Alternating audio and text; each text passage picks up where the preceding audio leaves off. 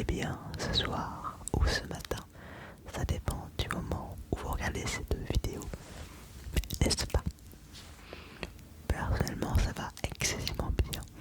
Merci de demander, vous êtes trop gentil, comme toujours, comme d'habitude, bien évidemment. Oui, aujourd'hui, petite vidéo dans laquelle je vais lire des petites histoires, des contes plus précisément. Mais il y aura également des petits bruitages de temps en temps pour accentuer l'immersion, tout simplement. Donc si vous êtes bien installé, je vais vous voir commencer.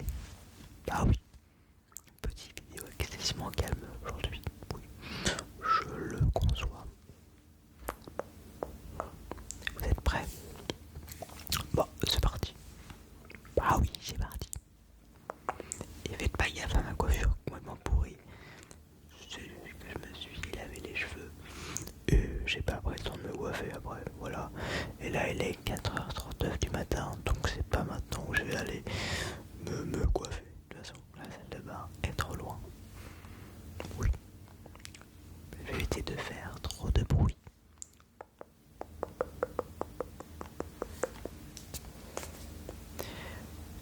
Je vais commencer avec l'histoire du vilain petit canard. Attention, si vous avez moins de 3 ans, je vous déconseille de regarder ou d'écouter ce qui va suivre, au risque de vous choquer. Donc, attention. Ça commence où ce machin? Ça commence où? Voilà, j'ai trouvé. Au bord de l'eau, une canarde couvait son nid depuis un certain temps. Un par un, les poussins sortirent de leurs œufs. Enfin, le plus gros éclata lui aussi. Surprise, la maman canarde regarde le poussin qui en est sorti. C'est un canon terriblement grand et il est gris, pensa-t-elle. Venez avec moi, les enfants, dit la maman canarde. Canard, il n'y a pas de E. Je vais vous présenter les animaux de la ferme. Ce poussin-là, ici l'est, dirent les animaux de la ferme. Et ils commencèrent à le taquiner. Heureusement, la maman canarde le protégeait. La maman canard, il n'y a toujours pas de E.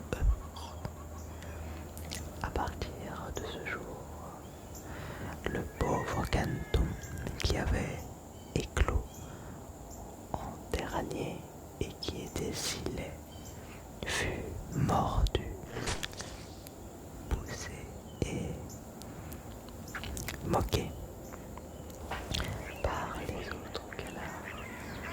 Avec le temps, même ses frères et sœurs commencèrent à le malmener. Assez ballotté. Même sa mère ne voulait plus de lui. C'est alors que le caneton décida de partir. Le pauvre.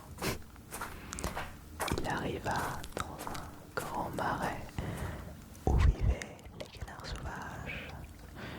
Il y resta toute la nuit. Il était fatigué et triste. Quand les canards le virent le lendemain matin, ils crièrent « Comme tu es laid !» Le caneton décida de rester et de vivre dans le marais, loin de tous les autres animaux. Un soir d'automne, toute une volée de beaux oiseaux vint voler au-dessus de lui. Le caneton n'avait jamais vu d'aussi beaux oiseaux. C'étaient des cygnes. Cet hiver-là, cet hiver-là, il faisait terriblement froid. Le canton essaya de nager aussi longtemps qu'il le put, mais il était si fatigué, et quand il n'a pu nager, et quand il n'a plus pu nager, il a gelé dans la glace. Aïe, c'est le drame, n'est-ce pas? Le lendemain matin, un fermier le trouva et le ramena chez lui dans la cour chaude. Sorry. Le canton reprit conscience. Les enfants voulaient jouer avec lui, mais il pensait qu'il voulait lui faire du mal. Il s'envola donc vers l'extérieur et retourna au marais. Tout seul, le canton erra dans le monde pendant le reste de l'hiver. Le printemps arriva enfin. Le canton déploya ses ailes. Elles bruissaient beaucoup plus qu'avant. Il se déplaçait aussi plus vite. Avant même de s'en rendre compte, il avait atterri dans un grand jardin. Il se posa dans l'étang du jardin. Des buissons, il vit 3 beaux cygnes blancs. Le canton reconnut qu'il s'agissait des mêmes oiseaux qu'il avait vu voler au-dessus de sa petite tête blanche. Il y a longtemps, il nagea vers les cygnes. Quand il arriva près d'eux, il pencha la tête. Mais qu'a-t-il vu dans l'eau claire? Il vit son propre reflet. Il n'était plus un poussin, gris foncé et maladroit. Il était devenu un cygne lui-même. Waouh, comme il était heureux. Des enfants vinrent sur le bord de l'étang. Ils se sentaient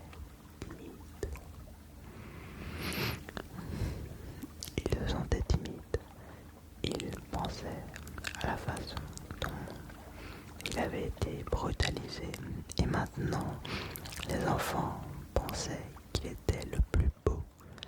Ses plumes s'ébouriffèrent. Il étira son cou fin et pensa joyeusement: je n'aurais jamais pu rêver d'être aussi heureux quand j'étais un vilain petit canard. Et c'est la fin de cette histoire. Ça a été écrit par Hans Christian Andersen au 19e siècle, voilà. Et c'est un conte libre de droit depuis le temps. Bah oui. Il y en a également un deuxième. Par contre, cette chaise va commencer à m'énerver.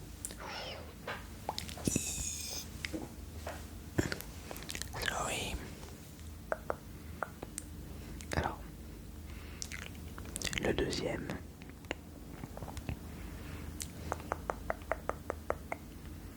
Voilà. Que vous connaissez aussi, probablement. Le petit. Of course.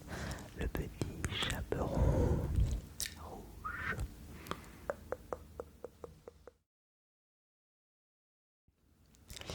Il était une fois une gentille petite fille. Tout le monde l'aimait, même moi, surtout même vous, surtout sa grand-mère. Un jour, elle lui donna un chapeau de velours rouge. La petite fille l'a toujours porté et depuis, on l'appelle le petit chaperon rouge. Logique.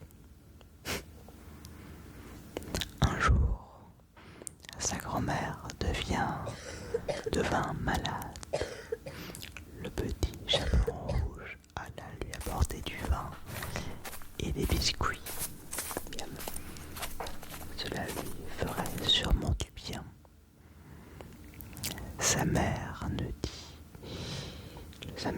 lui dit de ne pas s'éloigner du chemin et de faire attention. Elle devait aussi être polie et dire au revoir à sa grand-mère. Le petit chaperon rouge promit de le faire et reprit son chemin. La grand-mère vivait au fond de la forêt, à plus d'une demi-heure de marche du village. Dans la forêt, le petit chaperon rencontra le loup. Elle ne savait pas qu'il était dangereux. Elle n'a donc pas eu peur du tout. Mais sans blague, non mais sérieux, tu vois un loup et toi elle fait pas l'effort non plus celle-là. Bref. Bonjour petit chaperon rouge, dit le loup. Je vais apporter du vin et des biscuits à grand-mère parce qu'il est malade. Of course, le petit chaperon rouge. Cette chaise m'énerve. Où habite ta grand-mère? Demanda alors le loup. Moins d'une demi-heure, plus loin dans la forêt, dans la chaumière, sous les trois chênes, répondit le petit chaperon rouge. Le loup, pendant ce temps, pensait à toute autre chose. Le petit chaperon rouge était un bon morceau tendre et aurait probablement meilleur goût que la grand-mère coriace. S'il était intelligent, il pourrait les manger tous les deux. Alors le loup arriva et dit: regarde ces belles fleurs, ne veux-tu pas regarder un peu autour de toi? Le petit chaperon rouge voulait recueillir un beau bouquet pour sa grand-mère. Il était encore tôt. Elle avait donc tout le temps. Elle quitta donc le chemin et s'enfonça de plus en plus dans la forêt. Pendant ce temps, le loup marchait droit vers la maison de la grand-mère et frappait à la porte. Qui est là? Le petit chaperon rouge avec du vin et des biscuits ouvre. Entrez, je ne peux pas me lever, dit la grand-mère. Quand le loup fut à l'intérieur, il sauta sur le lit et dévora la grand-mère d'un seul coup. Puis il a enfilé sa chemise de nuit, mis son bonnet de nuit et s'est mis au lit avec les rideaux fermés. Lorsque le petit chaperon rouge arriva au chalet, les bras chargés de fleurs, elle fut surprise de trouver la porte ouverte. À l'intérieur, tout semblait si étrange. Elle eut peur, mais ne savait pas pourquoi. Bonjour, dit le petit chaperon rouge. Mais personne ne répondit. Aïe aïe aïe, c'est le drame. Alors, elle ouvrit les rideaux. La grand-mère était couchée dans le lit, mais elle avait l'air si étrange, avec son bonnet de nuit sur le visage. pas faux. Oh grand-mère, dit-elle, quelle grande oreille tu as. C'est pour mieux t'entendre, mon enfant, lui répondit-elle. Mais grand-mère, tu as de grands yeux, dit-elle. C'est pour mieux te voir, ma chérie. Mais grand-mère, comme tu as de grandes mains. C'est pour mieux t'embrasser. Oh mais grand-mère, quelle terrible grande bouche tu as. C'est pour mieux te manger. Le loup sauta du lit et avala le petit chaperon rouge. Avec son ventre si plein, il dormit profondément et ronfla comme un roi. Un chasseur passa par là et pensa, cette vieille femme ronfle très fort. Je vais aller jeter un coup d'œil. Il vit le loup et dit, te voilà donc, vieux pêcheur. Je t'ai cherché pendant si longtemps que je ne vois plus rien. Il voulait tirer sur le loup avec son fusil, mais il s'est soudain rendu compte que le loup avait peut-être sa grand-mère. Qui sait, il pourrait être en mesure de la sauver. Il ouvrit le ventre du loup endormi avec une paire de ciseaux et vit immédiatement un bonnet rouge. La fille a sauté et a pleuré. J'avais tellement peur dans le ventre du loup. Il faisait si sombre. Et après cela, la grand-mère âgée sortit vivante elle aussi, mais à peine capable de respirer. Puis le chasseur a rempli le ventre du loup avec des pierres. Quand le loup s'est réveillé, il a voulu s'enfuir, mais les pierres l'ont arrêté. Il tomba par terre et ne se réveilla plus jamais. En principe, il serait de la mort avant, mais bref. Le chasseur, la grand-mère et le petit chaperon rouge étaient heureux. Le chasseur emporta la fourrure du loup chez lui. Un paquet de fric, ça. La grand-mère buvait le vin, mangeait tous les biscuits et se sentait bientôt beaucoup mieux. Et le petit chaperon rouge se dit, je ne quitterai plus jamais le chemin de la forêt tant que je vivrai et j'écouterai toujours ma mère. Très bonne idée, Sam. Écoutez toujours vos petites mamans. Ah oui, écoutez toujours. Très important. Et c'est la fin de ce petit conte. Donc voilà. Si jamais je pourrais faire une version soft spoken de cette vidéo avec d'autres contes, à voir qu'est-ce que je pourrais faire. Si jamais vous avez apprécié, bien évidemment. C'est un petit test que je fais, c'est pas dans mes habitudes de faire ce genre de vidéo, loin de là. Mais dans la vie, faut tout essayer et j'ai un cheveu devant les yeux. Et ça gratte, au secours. Bref. Pensez à liker, à commenter, partager. Mais surtout commenter, très important. Mais aussi à vous abonner. Je rêve des 2000 abonnés. Donc s'il vous plaît, faites que ce rêve. Faites que mon rêve. Bref, je sais plus parler. Mais bref, je souhaite avoir les 2000 abonnés. So, bye bye. Bye bye. Et bientôt des vidéos barrées, je vous dis. Plus barrées que jamais. Bref, c'est un petit spoil. Oui, bye bye.